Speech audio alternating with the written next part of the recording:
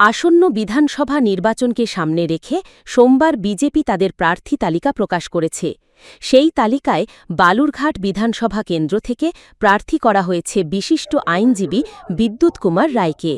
প্রার্থী ঘোষণার পর মঙ্গলবার সকালে স্ত্রীকে সঙ্গে নিয়ে বালুরঘাটের অধিষ্ঠাত্রী দেবী বুড়াকালী মন্দিরে পুজো দিয়ে নিজের নির্বাচনী প্রচার শুরু করেন তিনি।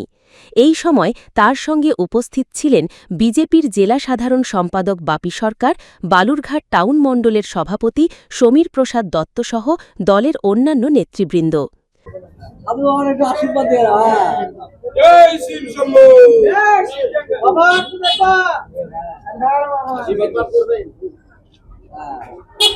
রাজ্যবাসীর মঙ্গল কামনায় পুজো দিলাম, এই অপশাসন থেকে মুক্ত করবার জন্য পুজো দিলাম। আজকে কি পুজোর মাধ্যমে কি প্রচার অভিযান শুরু করে দিলেন? হ্যাঁ, শুরু করে দিলাম। কতটা দাদা আশাবাদী আপনি এবার বলুন? পুরোটাই আশাবাদী। দাদা, বালুরঘাট সিটে অশোক কুমার লাহিড়ী জিতেছিলেন গত বছর। অশোক কুমার লাহিড়ীর মতো একটা বড় মুখের ছায়ার সঙ্গে লড়াই করতে হবে, কতটা সেটা ঠিকই, অশোকবাবু বিদগ্ধ লোক, জ্ঞানী লোক, কিন্তু আমি তো ভূমিপুত্র, নিশ্চয়ই সঙ্গে থাকবো, সবসময় পাশে পাবো, মানে আমাকে পাবে সবাই, সুতরাং তাতে কোনো ভোটের কোনো ক্ষতি হবে ফ্যাক্টর রয়েছে। কত কিরকম ভাবে চ্যালেঞ্জ করে দেখছেন তৃণমূলের আপনার যে প্রতিদ্বন্দ্বী? আরে লোক অপশাসন থেকে মুক্ত হবার জন্য ঝাঁপিয়ে মুখিয়ে আছে, কখন ভোট বাক্সে ভোট দেবে, সুতরাং ওটা তৃণমূল কোনো ফ্যাক্টরি না। বিধুবাবু, আপনি আপনার দলের মধ্যেই ক্ষোভ দেখা দিচ্ছে, পদত্যাগ হচ্ছে, এই নিয়ে কি বলবেন?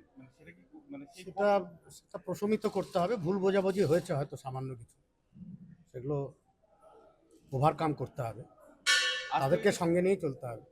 আমি ভোটে দাঁড়ালো হয়তো প্রথমবার, কিভাবে আপনি পাশে থাকবেন, কিভাবে দেখছেন? আমি সবসময় থাকবো পাশে।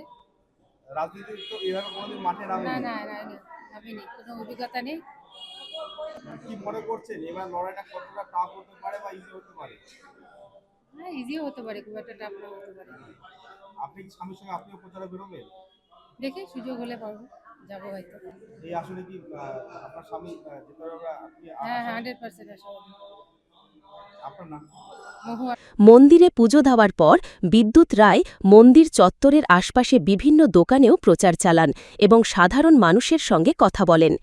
নিজেকে বালুরঘাটের ভূমিপুত্র হিসেবে তুলে ধরে তিনি জানান, এলাকার মানুষের যে কোনো সমস্যায় তিনি সব সময় পাশে থাকবেন।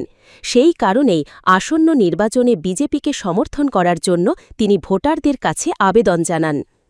অন্যদিকে বর্তমান বিধায়ক অশোক কুমার লাহিড়ীর পরিবর্তে নতুন প্রার্থী ঘোষণায় দলের একাংশের কর্মী সমর্থকদের মধ্যে ক্ষোভ দেখা দিয়েছে। এই পরিস্থিতিতে তাদের সঙ্গে আলোচনা করে ক্ষোভ প্রশমনের আশ্বাস দিয়েছেন বিদ্যুৎ কুমার রায়।